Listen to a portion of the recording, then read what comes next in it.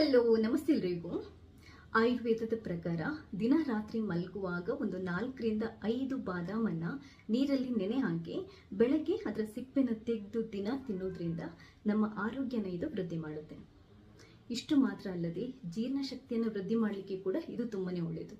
ಹಾಗೇನೆ ನಮ್ಮ ಚರ್ಮ ಮತ್ತೆ ಕೂದಲಿನ ಸೌಂದರ್ಯನ ಜಾಸ್ತಿ ಮಾಡಲಿಕ್ಕೆ, ಆರೋಗ್ಯನ ಜಾಸ್ತಿ ಮಾಡಲಿಕ್ಕೆ ತುಂಬಾನೇ ಒಳ್ಳೆಯದು.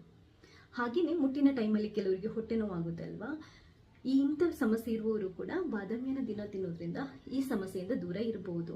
ಇಷ್ಟು ಮಾತ್ರ ಅಲ್ಲದೆ ಸಕ್ಕರೆ ಕಾಯಿಲೆ ಅಂತ ಮಾರಕ ಕಾಯಿಲೆಗಳು ಕೂಡ ನಮ್ಮ ಹತ್ತಿರ ಬರೋದಾಗೆ ತಡೆಯುತ್ತೆ.